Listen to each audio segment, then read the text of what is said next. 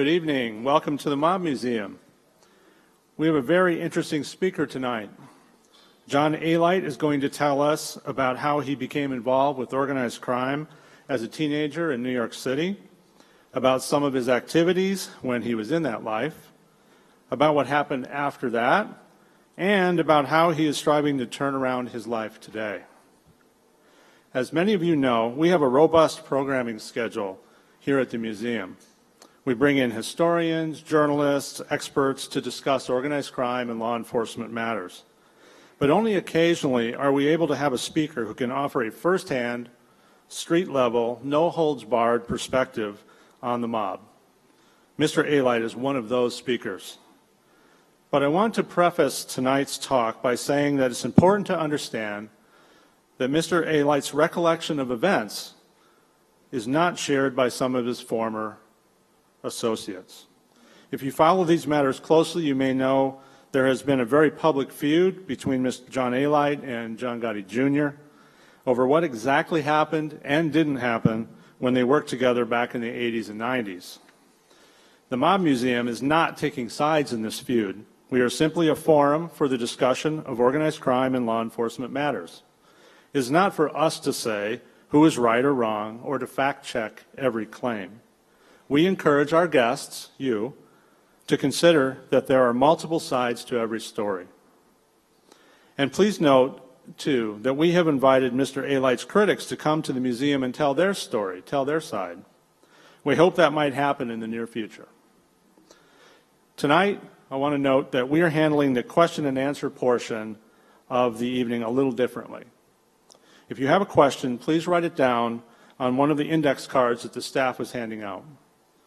Index cards will be given to me, and after Mr. Alite's talk, I will go through the cards and ask him some questions. And then following the Q&A, Mr. Alite will sign books over on the side here. All right, so please join me in welcoming John Alite.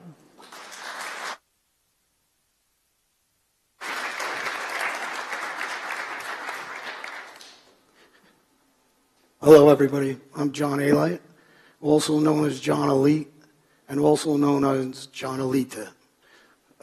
Grew up as John Alite in Queens, Woodhaven, and became a street guy for the Gottis.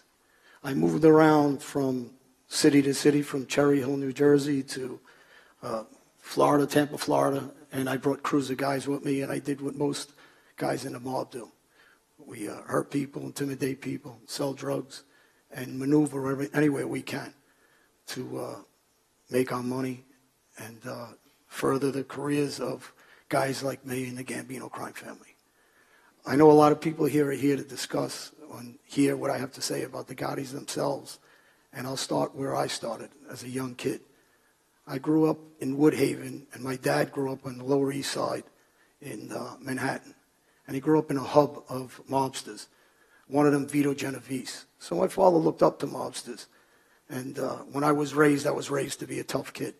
His idea of growing up around Italians, we're Albanian. I'm proud to be Albanian. And our culture was a violent culture. We come from a communist country.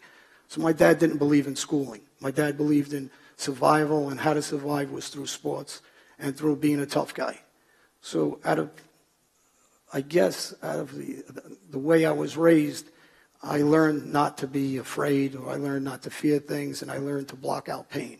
So as a young kid, instead of worrying about me going to school, I went down the basement and I would do 100 push-ups, I'd box, and my father would bring over other kids to hit me and, and toughen me up. And his idea was to help me become a man. And in that, he had aspirations for me not to be a lawyer, a doctor, but he had aspirations for me to be a professional ball player or a fighter. And in turn, what he did was he grew me into somebody that was going to be very good in the street. And he didn't know that's what he was doing. But his idea was, I'm going to be this professional baseball player. He's going to be proud of me. Instead, he taught me how to not care if I got hurt, not care if I broke an arm, not care if somebody shot at me or baseball batted me. So the idea of me getting involved in the street later on when things didn't work out for me actually worked out well. I was good at it. And I was a college ball player. I was a University of Tampa full ride scholarship. I played for Franklin K. Lane High School, and I was the captain of the baseball team junior and senior year. And I had an arm injury, Tommy John surgery, that didn't work out, and I moved into the mob world. I broke my arm during one of my baseball games. Prior to the baseball game was the playoffs, and my father taught me not to be afraid, not to show fear, not to show anything that hurts you. So I took that cast off and I played baseball. With a broken arm, I played, and I was in the playoffs, and I did well. I was touted for certain pro teams, and like I said, the arm injury side-tailed me. In the meantime, my dad was friends with different mobsters, and he would take me to card games in the Bronx.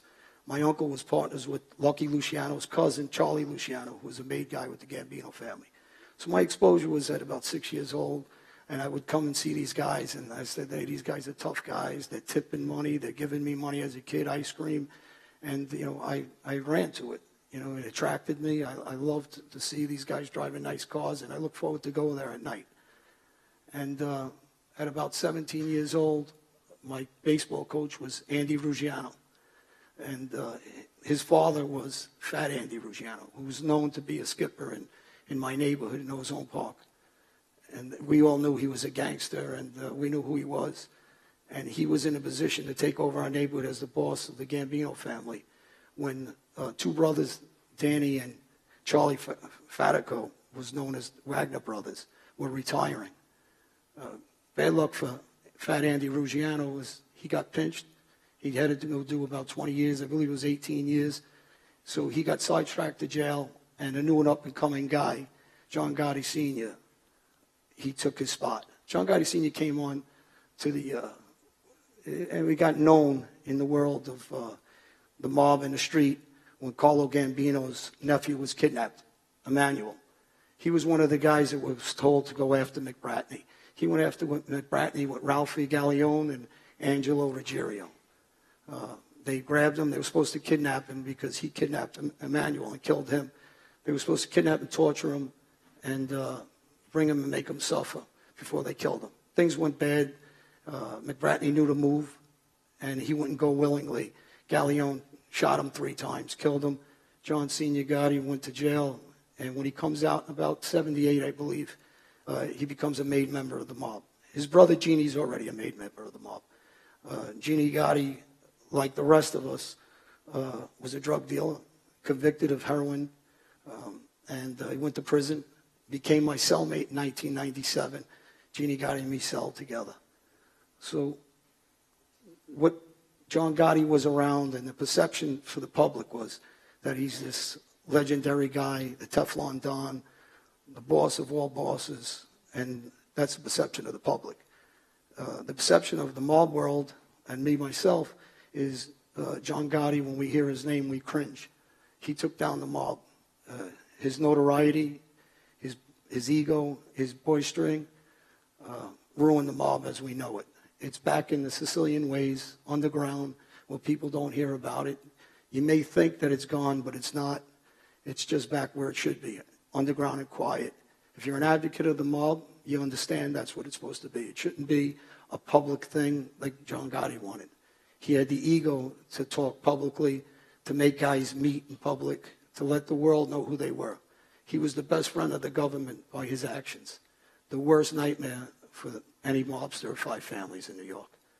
And I want to go through some pictures and go through some things and some times and explain some things to everybody.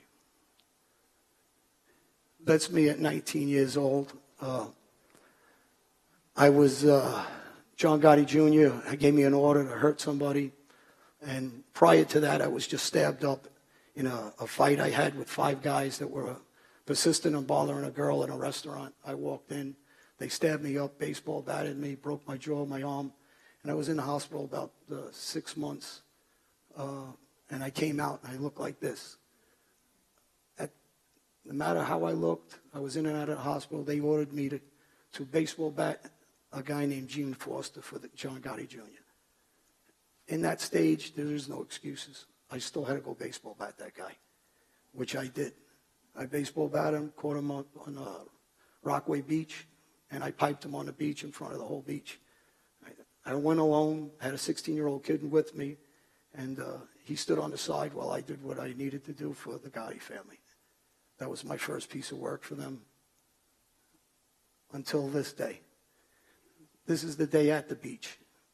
Prior to this, about an hour before, is the beating I gave Gene Foster that I was telling you about. That's John Gotti Jr. in the middle. That's me next to him with the cane. And that's Johnny Gebbett on the right, who happened to be a friend of ours in those days. Johnny Gebbett was a convicted rapist later on. We killed him. John Gotti Jr. says he had nothing to do with it. He protected him.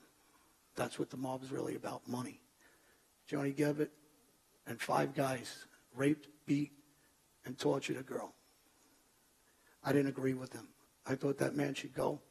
So his answer is, I said he gave us the order. He said he didn't. Well, Johnny Gebbett's dead. Next picture. That's me with the sunglasses on, Keith Pellegrino. He's a drug dealer also, one of my partners, and 3 girls. That's Puerto Rico, after I did a shooting of Mike Lavigny in Port Coals. That was a location on Atlantic Avenue. 2 detectives owned the bar. I walked in. There was a guy that had a problem earlier with Ronnie One-Arm Trujillo, was a skipper, and they told me to go hurt this guy and find him. And I walked in, shot the guy in the chest, left, and I ended up in Puerto Rico. 1990, excuse me. This is at the club around the corner from the Bergen. That's me on the left first. There's John Gotti Jr. next to him. That's little Jackie, a maid guy that was made in my basement of my house where I lived. Tommy Sneakers, a maid guy with us. Pete Gotti to the right, and my brother-in-law up front. That's a cake for the 2 of us. We're going to jail in 1990. John Gotti Jr. at that time, as a skipper with the Gambino family, he threw this party for me as a going-away party. He claims that what I say to you people and to the public isn't true, that I'm a junkie, drug addict, that I lie, that some of the stuff that I'm talking about is made up. So there's a list here. At my trial, when I testified against John Gotti Jr., he held a letter I gave him since 1994 for 15 years. Unless it's somebody's wife who holds that letter for 15 years. Does anybody know anybody who will hold a letter for 15 years? That's one. His sister's wedding. His father made me go as a groom to that wedding party. At his sister's honeymoon, it was here in Vegas at the MGM, I was told to be there. In 1984, I took them here for their honeymoon as their bodyguard. Me and John Gotti Jr. had an apartment together. Me and John Gotti Jr. on a boat, 280 Baja, twin engine. Me and John Gotti Jr. had a club on 113th Street. Me and John Gotti Jr., he was my best man. I was at his wedding party at the Helmsley Palace. My son's birthday, he was there. He was made in 1988, John Gotti Jr. His father was straightened out in 78. I came around since 1982. So I took the ride from the rise of the Gottis all the way till John Gotti Sr. went to jail. John Gotti Jr. became a maid guy when John Gotti Jr. became a skipper in this picture. And in 1991, John Gotti Jr. becomes the acting boss. So when he talks like this, what am I doing at his wedding party? What is he doing signing the certificate as my best man? What is he doing throwing a party for me? Why is his car in my father-in-law's name? Why is his mother's car in my name? These are questions that people that are mob historians, they understand. Public perception is what the Gottis are about. And perception is built on lies. The mob world, specifically John Gotti Sr., says he didn't sell drugs. John Gotti Jr. said he didn't sell drugs. John Gotti Sr.'s brother, Vinny Gotti, convicted of cocaine sales, went to prison. Jeannie Gotti, John Gotti Sr.'s other brother, maid guy, my cellmate, 1997. Why is he my cellmate if I'm not close with the Gottis? In 1997. So that's a 15-year run I had with the Gottis, convicted of heroin. John Gotti Sr.'s best friend, one of his best friends, Eddie Leno, skipper with the Gambino family, heroin trafficking. Sally Years, his brother-in-law, heroin trafficking. Arnold Scroteri, heroin trafficking. Funzi, heroin trafficking. Tony Roach, drug addict, heroin trafficking. Mark Ryder got life for John Gotti Sr. His son got killed, heroin trafficking. So we're in the drug business. We're also in the construction industry. We're in the carting business. We're in the stock market. We're loan sharks. We're killers. We intimidate. We rob. Numbers runners. That's what we do. We're in the street. But this perception that the public has of a legendary figure, it's just not accurate. And I'm here to tell you that I did the same things this man did. I was their shooter. I was their killer. I was their go-to guy when they asked me to hurt somebody, kill somebody, shoot somebody. I'm no different than them. I'm not going to sit here and say he's a different guy than me. The only difference is I come out here and I advocate to you people, to kids, this ain't the right life. And I made that change, and I want to make sure people understand when they look at this man, what makes you believe that he belongs on Time magazine, in newspapers, or anywhere in the public eye as this figure that maybe your kids or grandkids will look up to one day. Because the things that we did isn't something you can look up to. The things that you're supposed to be looking up to and things that I thought, the United States is a great country. I'm Albanian. I'll never forget my heritage. I love it. This is the land of the free. The only difference is us guys in the mob, we were at war with this government. We believed the government was our enemy. We were bred to believe that. We taught our kids that.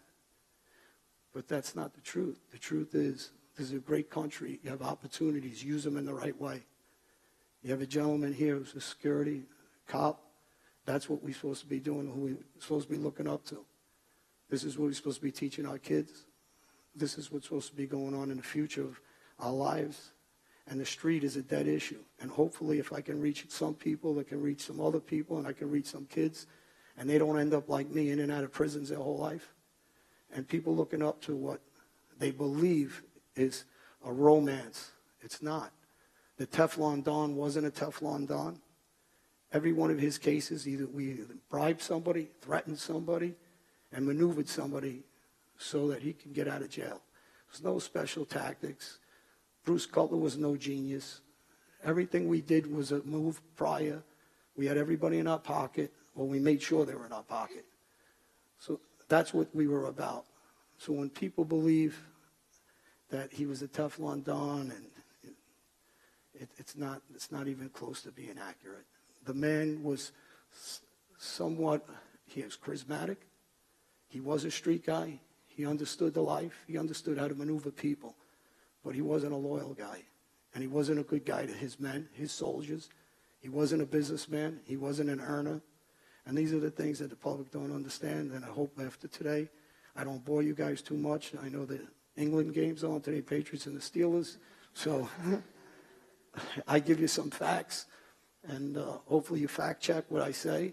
And you look up what I say. And take it with you and think about it.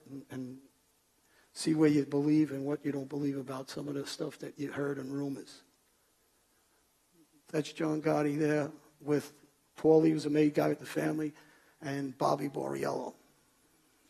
Bobby Borriello was, in 1991, when I went to prison, me and Bobby were on the phone every day.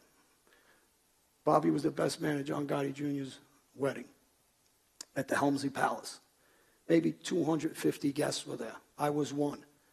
Our family holds about 20-something skippers, maybe 22 skippers, that's captains in our family. We hold about another 200 guys that are made guys. So we have inducted members, about 200, 225 inducted members. And you have 4 other families of New York besides other families in different states. Why was I one of those guys at the Helmsley Palace at John Gotti Jr.'s wedding if he says I'm not who I am? Let me go back a second.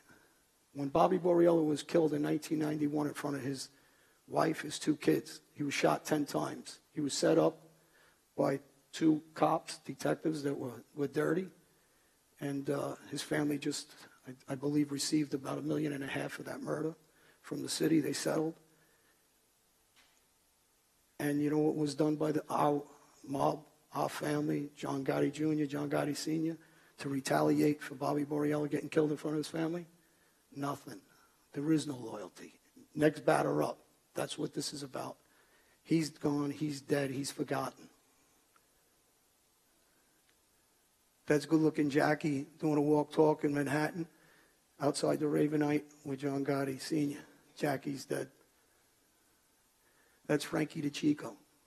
Everybody, I've assumed, knows about the Paul Castellano hit when John Gotti Sr. took over and he hit him on, I believe it was December 16th, 1985, if I'm correct. Frankie gets blown up after that, after the hit of Paul Castellano. That's John Gotti's underboss, his good friend.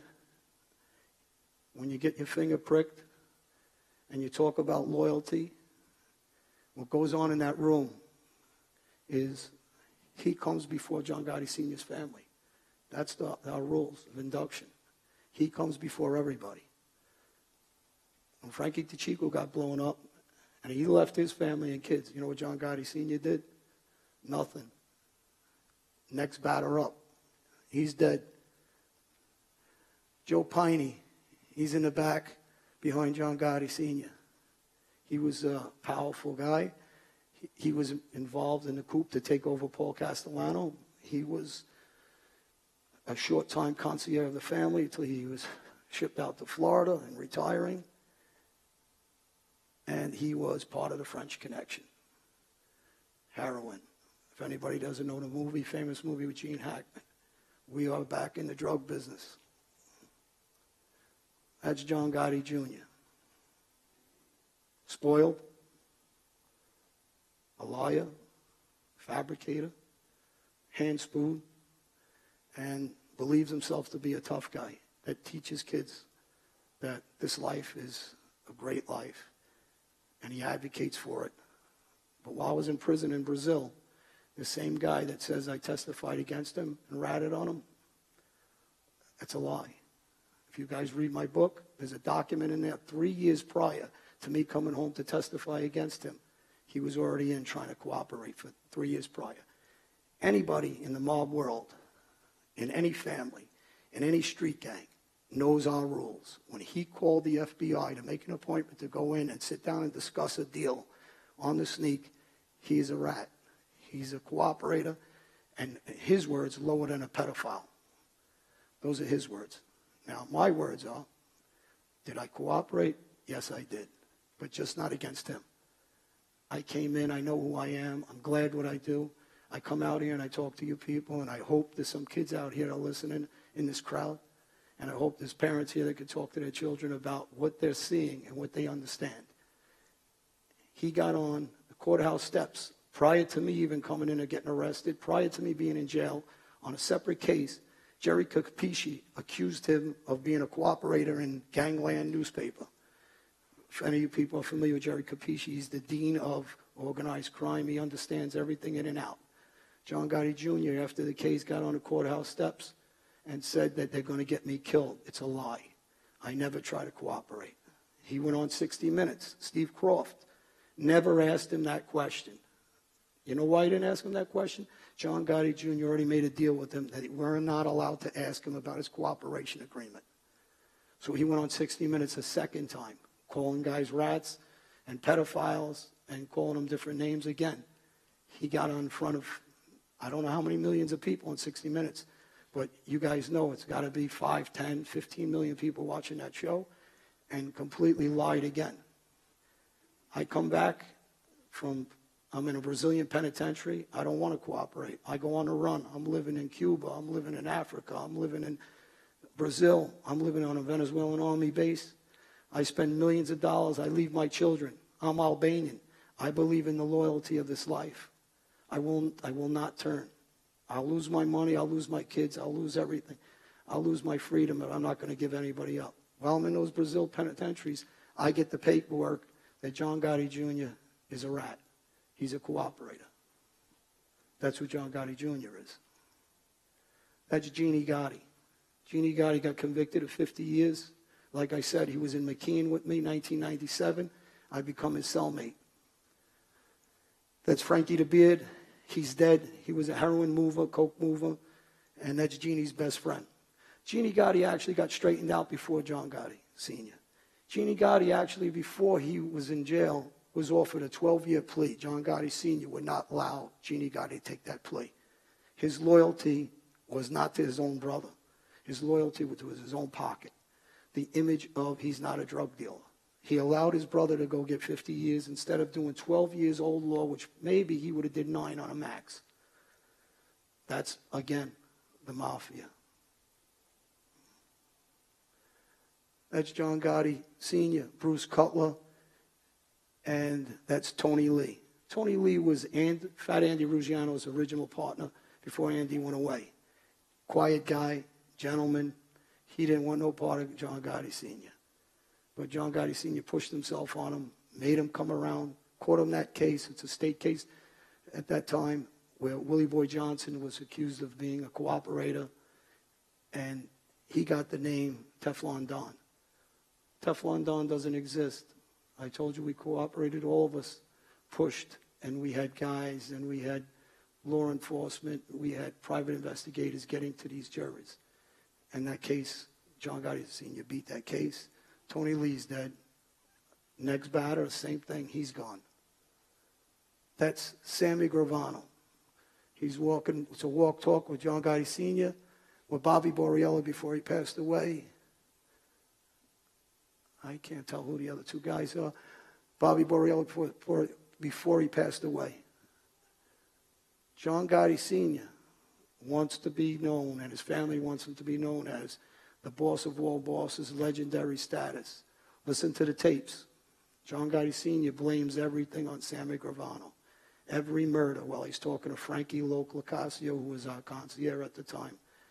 And he's talking about murders. Just speaking after a murder, our laws, when you discuss a murder after a murder, you're supposed to be killed. John Gotti Sr. breaks that rule.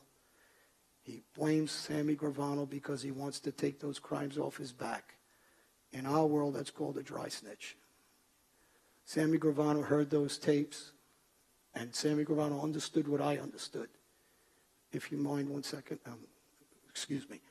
He put his hand on Frankie Loke's wrist, and he talked about Sammy Gravano, and he wanted to see his pulse. In other words, he wanted to get the reaction of his concierge to say, okay, let's kill Sammy. That was his idea of those conversations with Frankie Loke. That's his underboss, his good friend. You prick your finger to die for that man, and you're talking, the public doesn't understand that conversation, but we do. We know when he was bad-mouthing Sammy, he wanted Frankie to say, yeah, you know, you're right, John. If he just would have said, yeah, you're right, John, Sammy Gravano would have never went to jail. He never got a chance to cooperate. He would have been murdered. That's what this life's about. That's John Gotti Sr. outside the club on 101st Avenue in Ozone Park. That's the Bergen. I'm not sure who these guys are. That's Sammy Gravano. I believe that's after he came in and he was cooperating. The guy was a gangster. The guy understood the life. The guy was loyal to John Gotti Sr. You might not agree with some of the things he did, but when John Gotti Sr. said, Sammy did this, Sammy did that, Sammy did this, almost whining like he's not this, he just took over the family. He's the boss. So either you control this man or you can't control this man. So if you can't control this man, you're not that boss you claim to be. Which one is it? You can't have it both ways. John Gotti Sr. being booked. That's Frankie Locasio, who's doing life because of John Gotti Sr. Sammy Gravano ends up cooperating. He's a concierge. He's doing life. Every day of his life, he thinks about, why didn't I kill John Gotti Sr.?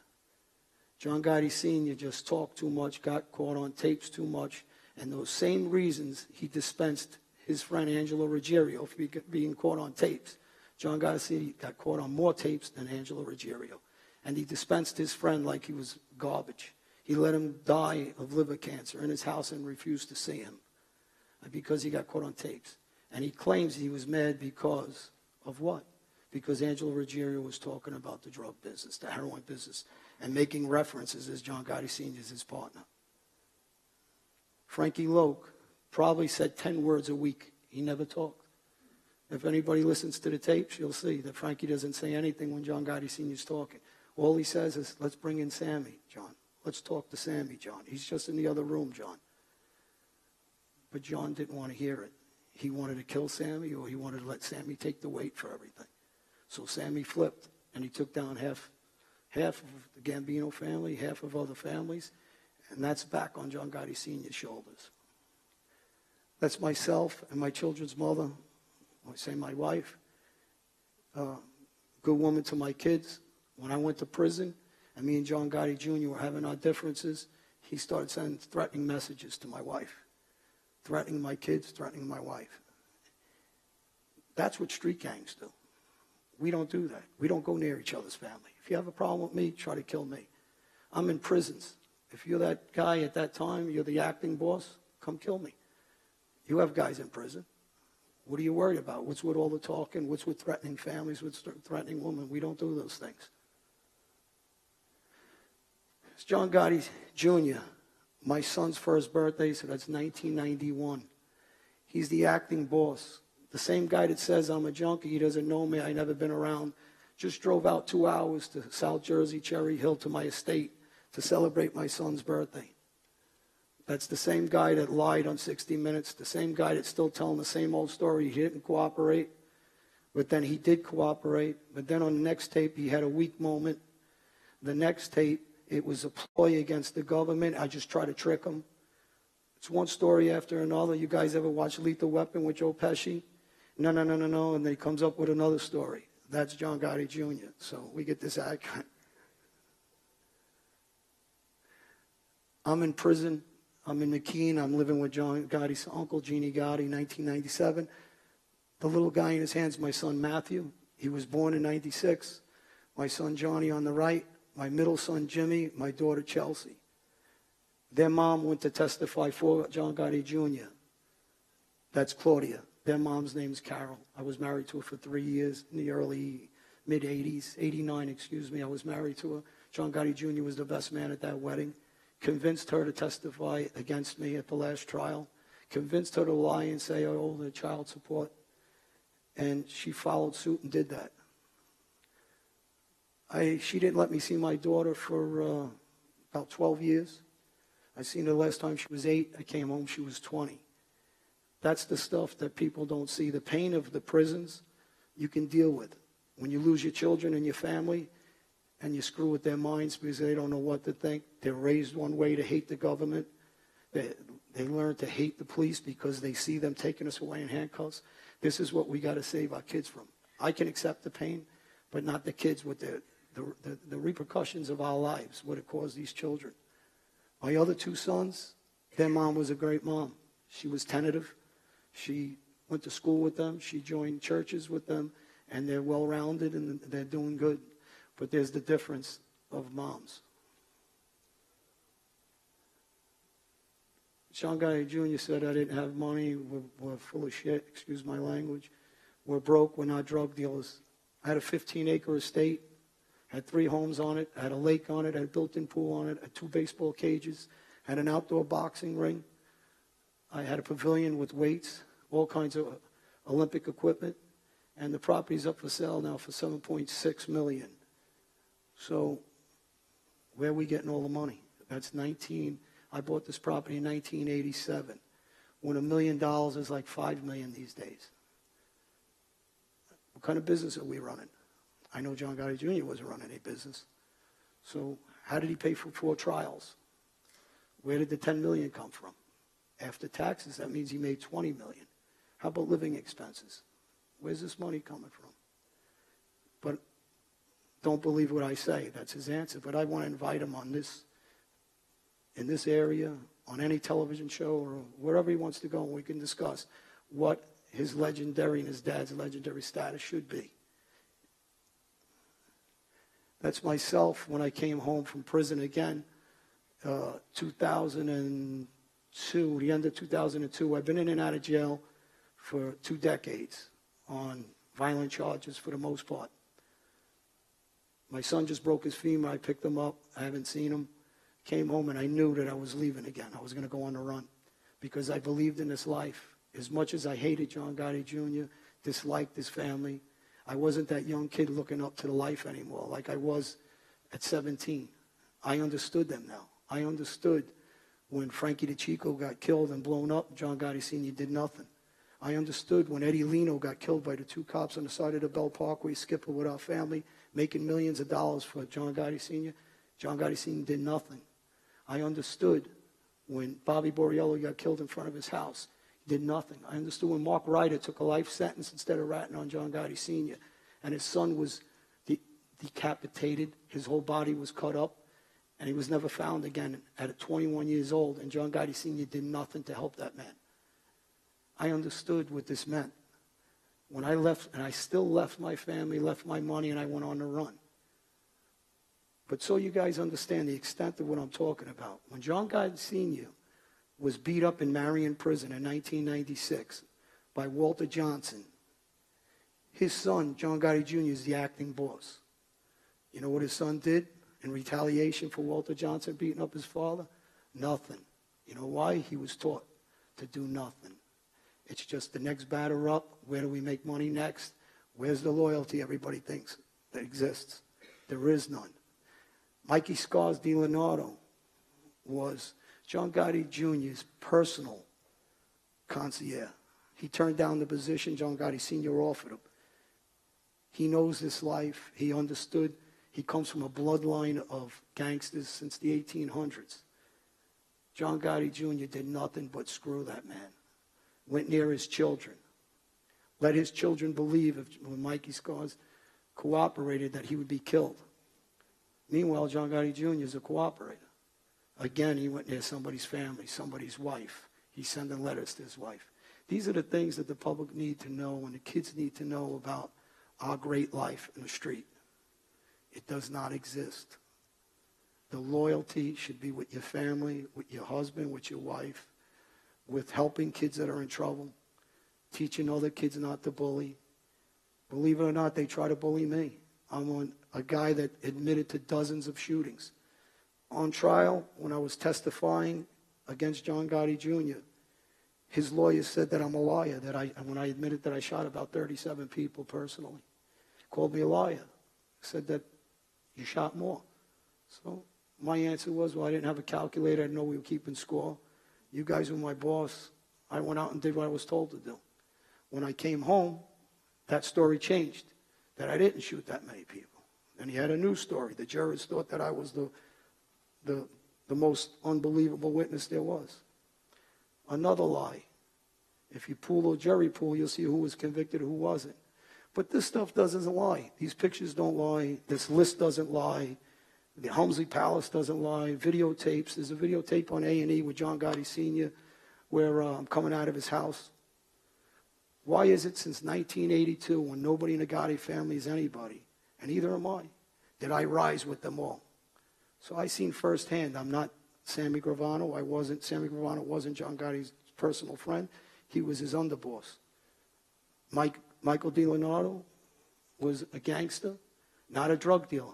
One of the only guys probably that I know that wasn't a drug dealer in our family. He was in construction business. He understood this life. John Gotti Jr. tried to push him in the drug business through Patsy Conti, who owned all the key foods and was a big, big heroin mover. So what people don't understand about this stuff is it's all lies. It's all bluff. It's all one lie after another. And by me coming out here and telling people the truth, they know that you're going to go tell people. And that's what they don't want. The family the old rules and the old ways of the Sicilians, of being the tailor next door, the shoemaker, that's where it's at now. They hate the Gottis. The Gottis was a disaster. Growing up Gotti on TV, books, this, that. You got me out here because of the Gottis. They don't like this. But they're smart enough to understand if we stay on the ground, they could get stronger again. And people that believe it doesn't exist, that's not true. It does exist. And I believe it'll get a lot stronger again. But the Gottis of the world are gone. They won't be here again. In any shape, form, any name, any different name of a Gotti, whether it's Calandria or any other last name that comes along, if they want to be a John Gotti, it's not going to happen. They'll never allow it to happen again. That's me in Colombia. I was a boxer. I was fighting. The girl on the left is Julie. I was dating her. That's her cousin and her friend. This is after one of the fights. It was a celebration. And this is when I was on the run. I had some connections through immigration. I sent money through Canada to Cuba, Cuba to Albania, Cayman Islands. You name it, I was probably there, 22 countries. He was an Olympic wrestling champ, an MMA fighter. He won the gold. He was a trainer of wrestling in Brazil. Can't fight worth a lick, just a big guy. So actually, I was teaching him how to throw jabs that day. And when Interpol caught me, it was down the block from this gym because they know I was always in the gym every day. This is one of the penitentiaries I was at in Brazil. If you guys look on CNN, and they did a special during all the killings in Brazil about this prison in particular, with the riots and the murders inside the prison, outside the prison. Wardens were killed. I stabbed 2 guys in there. This conditions were, you can't even explain. There's 60 guys probably at that cell, and it holds, I believe, 12, and I think it was 10 racks, which beds, cots. Disease infested. 2 senators from Brazil said they'd rather die if they had to spend a night in that prison. It's known as one of the worst prisons in any country. I spent 2.5 years there, sacrificing my life, Albanian, again, not Italian, for that family, for a guy I despise. But I believed in this thing that we believed in, the mafia. I was brainwashed. And I don't blame anybody for being brainwashed. I brainwashed myself. So, I don't want anybody to think I'm saying poor me, because I'm not. The reason why I do what I do now is to help kids. It's therapy for me. It helps me to get through what I did in the past. All the murders, all the shootings, all the baseball beatings, the knifings. So those people that don't see, if they could only see it happening in front of them, they wouldn't be so apt to talk about thinking this life is glamorous, because it's not. They only see this, the suits and the money, just like what we see as kids, because you don't see that part of it. You don't see the treachery. You don't see the disloyalty or no loyalty. Forget about disloyalty. We paid for smuggled food. Those pipes, see that little light up top? That's the only light we have in there. It's like a little night light almost. It's almost dark there constantly. You sub below. If you guys look under Agua Santa, there was a bad storm. Prisoners right below us. There's another level, all drowned. They died. There was 10 decapitations there. There was, I believe, over 100 murders there in about 1.5 years' time. In a bad penitentiary in the United States, you might lose 2 guys. So you understand the conditions here. We don't leave that cell. It rains inside. The pipes are all corroded. There's shit that, excuse me again, that drips on us. There's mosquitoes as if you're in a jungle. There's rats all over. You sleep on floors. You go to the bathroom in a hole. You shower out of a spigot. I spent 2.5 years there not ratting on the guy that was ratting. That's the food we eat day and night. Rice and beans, buckets like this in a room this size. There's rats in it, there's bugs in it, and you have no choice but to eat it. When I first got there, I wouldn't eat it, and I tried to make moves to bribe guards, which, bribing guards, you can. You get away with it for a month, 2 months, and then it stops. And then you get away with it again, and then it stops. But meanwhile, you're eating what's in there. If you've seen it, you'll throw up, but you got to survive. And if you look at some of the collars on some of the guys, I look a little better than most of them. They look like they're all in concentration camps, because we were. They would tie us up. They would beat us. They'd put us out in the sun at 107, 106 degrees, naked. And we would sit there all day. When they felt like bringing us in, they bring us in. And that was the life for me for a little over 2 years in Brazil penitentiaries.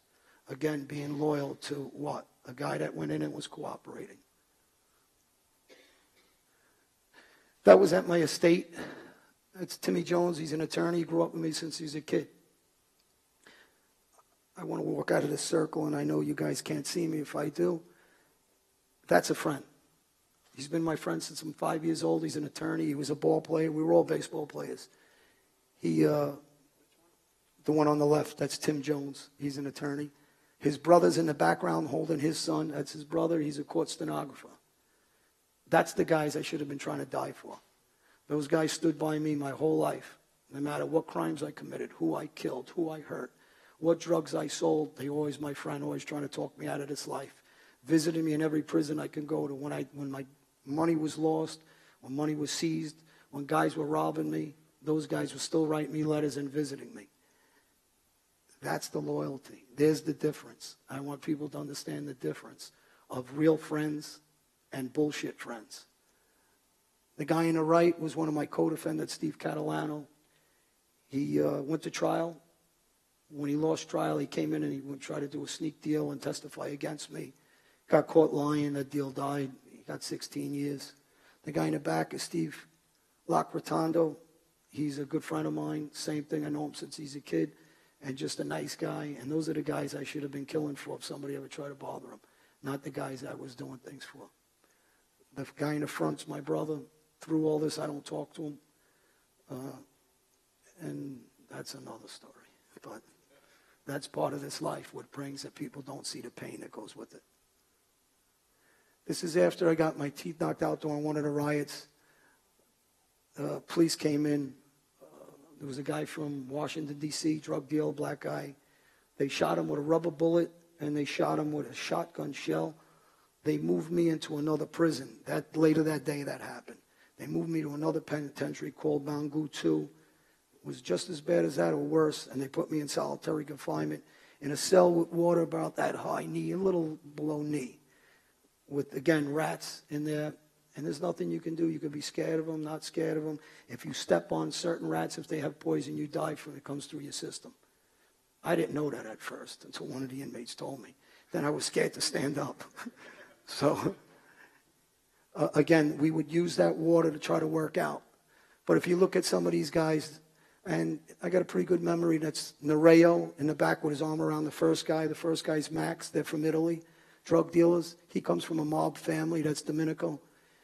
From Italy. The guy in the back is Carmelo. He robbed, I believe, 80 million euro from a bank in Portugal. His family was politically known. Klaus was arrested. He was the boss in Denmark, and he was arrested with 40,000 keys moving through Brazil, Venezuela, and Colombia. He was a personal friend of mine. That's me prior to being arrested in Copacabana Beach. Big difference in life. That's one of my nightclubs. I owned about 5 nightclubs. Again, John Gotti Jr. said that we didn't have drug dealers. I put $500,000 cash in this business after being in prison all that time. I gave a guy $500,000 cash. I told him to go back to Tampa, Florida, open that place up. We were making close to $2 million a year, cash business. Some of my partners were sneaking around selling ecstasy and different drugs and pills. Again, I stepped out of the drug business. Doesn't mean everybody else has to step out of the drug business. But I made a ton of money to buy these places. That was one club that I owned, was called Moet's. I owned another one called American Cowboy. I was the front. I was behind the scenes. I was the money in it. I owned a place called Stampedes. My partner that I owned Stampedes with, he did what everybody did, testified against me, stole my money. And that's what guys in the mob do. That's what guys' loyalty to another guy is. None. There is no loyalty. So just like I use that terminology, next batter, because I was a baseball player. You're just the next guy up. Nice guys. I hope everybody sees the difference. The guy on the left is Adam. He's from Wales. He was a fireman, retired. I met him. He had no idea about my life. And the other guy was a young kid that we met, Scott Peterson. He was going to school to be an attorney. He was on a traveling thing. His mom sent him to learn and see the country. Well, he really learned the country when he found out about me. So he had a quick education. And these guys were just nice guys. Same thing. They knew I was in trouble. They don't know me from anywhere. They try to help me. They're still in touch with me all these years. And that's about 2004, I believe. That's Falls of Iguazu, if anybody's familiar. That's the Niagara Falls of the border of Brazil, Argentina, Uruguay, and Paraguay. It's on the frontier there. It's a beautiful spot, and these guys went sightseeing. I went to look for a new location that I had to run. I would set up prior to me going there. So I did these trips on a regular basis so I could set up an apartment, set up people I know there, make some contacts, pay off some people. So the next country I had to run to, I knew that I already had some place to go. So that was my purpose. Their purpose was to vacation.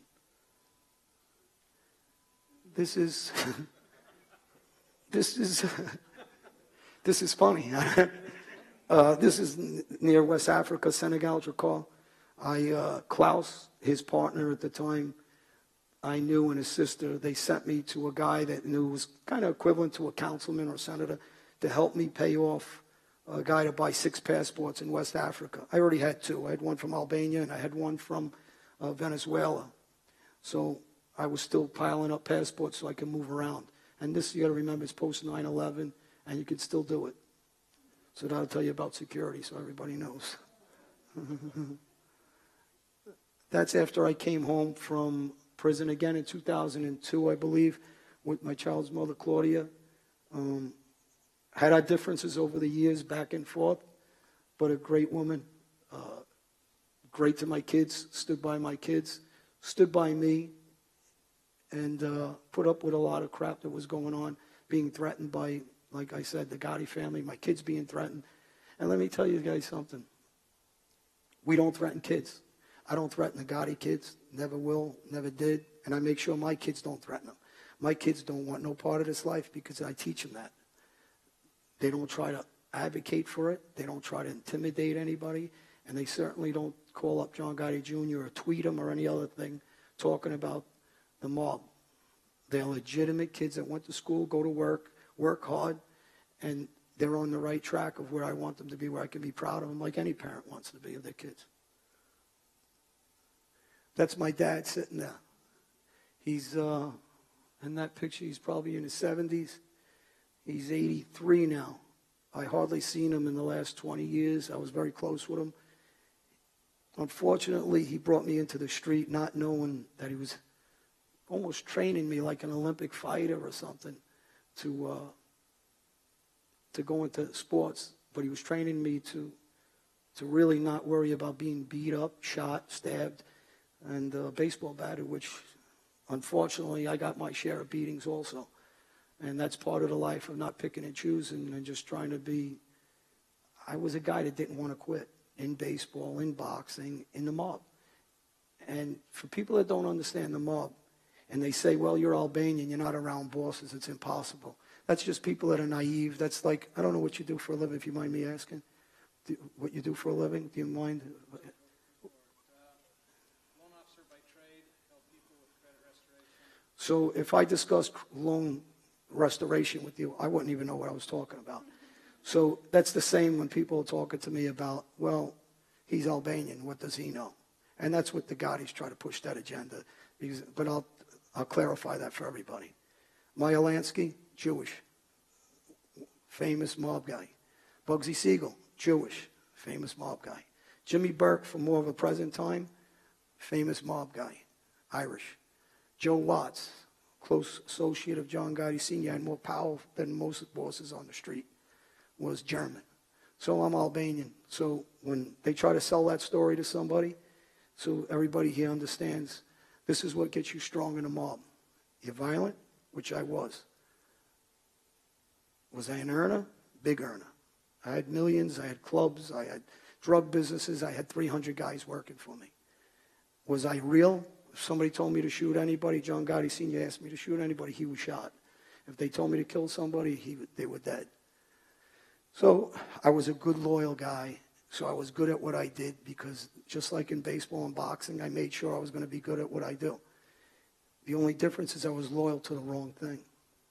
And now I learned to be loyal to the right thing. The right thing is I have an obligation. I wouldn't say it's a job. It's an obligation that I like, that I need to come out in public, talk more often, speak to kids, and hopefully I can reach one child or two children and discuss the pain I suffer that people don't see. And I'm open on I don't know if you guys ever heard any of my YouTubes. I talk about therapy. I've been in therapy for years. I talk about sitting down and crying. And Gotti made a comment on TV or somewhere about me crying, and he tried to make it sound like it was a weakness. I got to laugh at that. I said, I'm a human being. I cry. I admit that I cry. I got a heart. I'm not a sociopath. I feel bad for some of the things I did. But I watch TV. I'm not a crazy religious guy. I do believe in faith. I believe in God. I watched Joel, I'm not sure of his last name, Holstein, and he made a comment that, one night I was listening, he said, stop looking in the rearview mirror. You can't go back. Look in the windshield. So I do that every day. I look in the windshield. I have friends that are police officers, FBI. I have a really dear friend that helped me. He was an ex-FBI agent that used to try to bring me in and want me to cooperate. I wouldn't listen to him. And he's like an older brother to me. He's done the right thing my whole life. And he goes out of his way every day now to try to help me move forward. And, guys like him are the guys that people should be looking up to, appreciating him. That's Dave Gentile. He owns a company called Protocol. It's an investigative service. His partners are ex-international Israeli force guys. And he's a guy that never gave up on me. Even when I wouldn't listen to him for 20 years, he never gave up on me. I have a parole officer that, you don't know too many people talk about their parole officer, speak highly about him. And she is just a good woman that almost, you're like a child, you don't want to disappoint. As a kid, I didn't want to disappoint my dad. I wanted to be this tough kid. I wanted to fight. I wanted to be a ball player. I wanted to be a pro because that's what he wanted me to be. For my parole officer, I feel the same way. I don't want to disappoint her, and I want to make sure I come out here and I do the right thing and I talk to kids and adults about just what I'm saying. Now, tomorrow, if you guys follow my Twitter, because I don't tweet, the Gottis believe I do, I don't. It's an automatic thing. If I post something, it goes up. After that, I have no idea what to do. Some of my office does, my agent, my lawyers, they may tweet under my name, I'm not sure. But they'll hammer at me tomorrow. So if you guys are interested, follow it and see. And I kind of get a kick out of it because I look at it almost like you're supposed to be a gangster. What gangster tweets? So that's, I still didn't get past that. He's the new gangster of the millennium. That guy's Eduardo. He's another nice kid, comes from a bad poverty, lives in favelas. He's a Muay Thai fighter. Not too good. He should retire, but he was a good friend of mine. He went pro. I think he won about 4 fights and he lost about 6. So fighting's not for him. But that's Klaus. That's the Denmark, very popular boss, huge drug dealer. Me and him survived prison together in Brazil because we had each other. He's about 6'5", 6'6". I think he's stooping down, or either I'm on my toes in that picture because I'm nowhere near that. I'm 5'7", and with heels 5'8". So we're still very friendly. He actually contacted me through the media, and he talks to me on a regular basis about changing your life and his life, and wondering, because he just came home, how he's going to be able to do it. Because, realistically, people don't understand how much money we make. Cash at our access, the treatment by the public at our access, traveling. It's just a different life, and you got to adjust. And, your egos have to be, you got to kind of make fun of yourself, I guess. You got to understand that, you're a human being. You make terrible mistakes. Me more than most. And the difference, I think, between myself, and I'm going to go back to the Gottis because this is who the boss was, and this is who the status was, and this is what his son is. but there is no loyalty. I want everybody to understand that again. It goes as far as John Gotti Jr. doing nothing about his father getting that beaten in Marion. Nothing. That's his dad. And I could probably pick anybody in here. If somebody hurt somebody in their family, they would definitely hurt them back. But yet that man didn't care for his own father. All they care about is living that name so they could still live through it somehow and earn money through it. It has nothing to, the bottom line here is money and egos. It has nothing to do with loyalty. It has nothing to do with trust. It has nothing to do with any kind of sense of right or wrong. The right way of living is going to work, doing the right thing, kids going to school, trying to be the best person you can every day. Nobody's perfect, and you just got to say, all right, let me move on the next day and don't do what I did the day before. And hopefully everybody understands that. That's George Anastasia. He's the writer of the book. He was a New York Times bestseller. A gentleman. We get along well. I really like him. He's a great guy. His knowledge of the mob. The Gottis will try to lead people to believe that he didn't do his homework on this. He interviewed FBI agents, court documents, informers, ex-guys that were cooperating, cooperators now, guys that are not cooperating, guys that are cooperating on a sneak that nobody knows they're cooperating. And he put that all together, and he did this book, and he collaborated with me and asked me a lot of questions, and he didn't take my word for anything. He checked. You know, you could come here and I could tell you guys anything I want, and then tomorrow you're going to go home and say this guy's a bullshit artist. So why stand up here if I'm going to make a fool of myself? Facts are facts are facts. So, you know, there's no way I can change those facts. And I'll say the same thing. That I wouldn't stand here and waste my time or your time to tell us any kind of story that wasn't accurate. And that's why I came here with these. And I don't like coming here when someone does a speech. I don't like it in politics and they read off a piece of paper.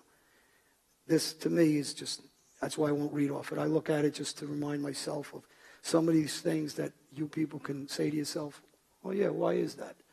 If John Gotti Jr. was nobody in 1982 and neither was his father, and I was there with them through the ride till 1992, I was his good friend. By 1995, I wanted to kill John Gotti Jr. I wanted to kill his uncle Pete Gotti, and I wanted to kill his brother-in-law Carmine Agnello. 1995, we had a plot to kill him. The other boss called it off after John Gotti Sr. agreed to a money deal and sliding over while he was in prison. Again, it's about money. For me, it was a personal thing. But for them, it was money. And they wanted to call it off. I had John Gotti Jr.'s machine gun to kill him. He gave his gun up thinking it was for somebody else. I refused to give it back to Charles Cornelia, who gave it to me to kill John Gotti Jr. And when they called it off, I refused. And Charles Cornelia didn't have an answer for John Gotti Jr. But again, this was only about a dollar bill for them. For me, it was about what was going on. So you guys all have bosses, and you know, with your bosses, you don't kill them. With us, we try to kill them. So this is a living magazine in Albania. They did a spread on my two children and myself. They asked for my other daughter and son to be here. My son and daughter weren't around, so it was just my son Johnny on my left, my son Matthew on my right. And the book went out in Europe, in Albanian. They did a preview of the book and a 20-page layout, a 25-page layout in Denmark, Germany, and Amsterdam. I believe the magazine came out in Amsterdam first, about my life. And really pro-me. The article was really pro-me. They tried to talk to the Gottis about it. The Gottis wouldn't answer them. And again, I'll say it in front of everybody, I'd love to have him on a stage with me. And we won't even discuss him. I'll discuss his father and just what I talked about, what he should be known for. Because he only killed his own guys. I want everybody to understand. Louis DeBono was killed. He blamed it on Sammy Gravano. Well, who's the boss? Now, was Sammy the boss, or are you the boss? Who ordered that murder? He ordered it. He's the boss. When it's convenient, he's weak. When it was convenient, he was strong. When it's convenient for John Gotti Jr., they sell drugs. When it's not convenient, they don't sell drugs. It's convenient, I'm nobody. So, you know, that's that's what the mob's about. It's built on lies. And when everybody I'll keep banging that home so people understand there is no loyalty. And that's the book that George Anastasia wrote about our lives, about some of the Gotti rules. And we decided naming it the Gotti rules because John Gotti Sr. killed Paul Castellano and broke the first rule. The commission has to approve that murder. They didn't. There's number one rule. He broke it. He also did it in the Limelight in Manhattan. Did anybody ever ask themselves why Manhattan? Paul Castellano went to a meeting to meet him. He's got to go home. Why not just kill him on a quiet block in Staten Island? So, again, that's what the mob was built about. That's what the Gottis were built about. And that's what the mob's built about. I appreciate everybody. I hope I didn't bore you guys too much. And we go watch the Pittsburgh Steelers game. I hope you're the Steelers fans. Thank you.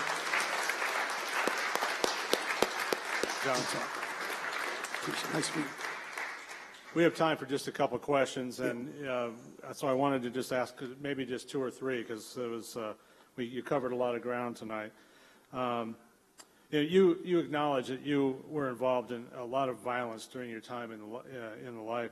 Do you have regrets? I mean, there are certain situations you would like to take back. Take back or do? Well, cases where you hurt somebody and you feel bad about it. Yeah, I didn't get into some of that, but there was and I discussed this on some of my YouTubes. There was one of the daughters of a victim that we killed. That he was a wild guy. He comes from a family of killers. They were all in jail. I know the family since we're kids, and we killed him after he machine gunned one of our spots and tried to shake down a drug in a bar spot that we had. And you got to, again, you have to be sociopathic to say that you don't feel bad. I feel bad for a lot of them. But Bruce is one of the ones I really, and I'm in touch with his daughter on a regular basis. And I spoke to the family, and again, despite what John Gotti says, I'm not embarrassed to tell you is I went to that house and I cried my eyes out with that family about taking the father away from his daughter and the brother-in-law away from his brother-in-law and so on. And, you got to live with those things. And, when I'm here talking, it's, I joke sometimes through some of this, but it's not a joke. I mean, it's some horrible things that went on, and I'm trying to save other people the pain of it. And, my family, what I cause pain for my kids and other kids. It's not easy to do. Another question. So why did you decide not to go into witness protection? Because I lived this life, my whole life. I'm afraid of heights. I'm not telling anybody I'm this crazy tough guy. And, I'll fight 5 guys. I don't have a problem with that. I've been stabbed up. I've been baseball bat. I don't have a problem with that. I'm comfortable with that. Put me up in the air in a plane. For 2 days, I was scared to come here. So I almost stood everybody up. So it's just what you're comfortable with. I think I brought this up the other day about, a marathon runner will run 25 miles. He doesn't have any trouble breathing. Put him in a boxing ring. He's not comfortable. He can't breathe 1 round. So my comfort level has been in the streets since I'm a kid. I don't have any qualms about anybody coming after me. I live my life the way I want to live it. I want to live it, and I want to do this, and I want to go out, and I'd rather be killed if I had to be, but I'm not going to hide. So one of the things you and I talked about the other day was the current state of the mafia in New York. There's a lot of talk, it's obviously it's not what it once was, but I mean, you talk to people, you hear about it. Where are things today? I still don't agree with that. It's not where it once was. I think everybody got smart. And you understand if, I have a problem with him and he shoots me, the heat that's going to be on him, and if he's involved with an organization, is going to be incredible.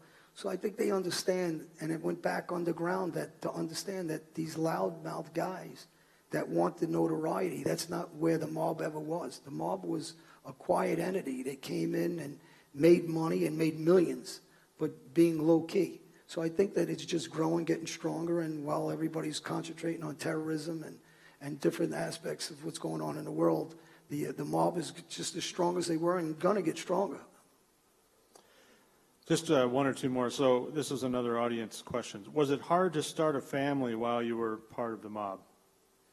The hardest thing to do in the world, in the street, is become a father and a gangster at the same time. Because you're going out, you're playing with your kids, you're going on a school trip, and you're going down a slide at Chuck E. Cheese, and then you're going out 3 hours later and taking somebody's life that has kids also. and has a family. And he could be a garbage guy in my eyes, but he's got a family. He has children that are going to be devastated. And those are the things that we don't look at. You know, we were at war with the government in our own minds because that's what we wanted to make ourselves believe, to be able to, I guess, or get through what we're doing. So, you know, it's a difficult mix, and I don't think being a father, you can ever be a good father, you know, while you're living that life. No. So this was an interesting one. The last question, it says, "Are you a consultant in the film industry?" I hope so. Yeah, I mean, I've done some consulting work. I've got deals in the making now. I've done some documentaries that I just did another documentary. I did a documentary, I'm not sure who's familiar with Trevor McDonald, Sir Trevor McDonald, excuse me. Great guy, gentleman. He did a 2-part series with me, and it played in the UK and Australia. It had 10 million viewers in a 2-part series on main TV. They say almost triple the highest ratings ever in Europe. And he was the guy that originally interviewed Mandela when he came home. He interviewed the Bushes, he interviewed the Clintons, and he interviewed a couple of his mob guys. So those are the guys that you look up to and say, hey, that's who I want to be. I wish I was him. Just a real nice guy, gentleman. You know, he wasn't pretentious, just very humble, and it was a good experience. And that's one of the documentaries, but I did several over the last year or so. Very good. Well, thank you very much. Thank you. Thank I you, appreciate everybody. it.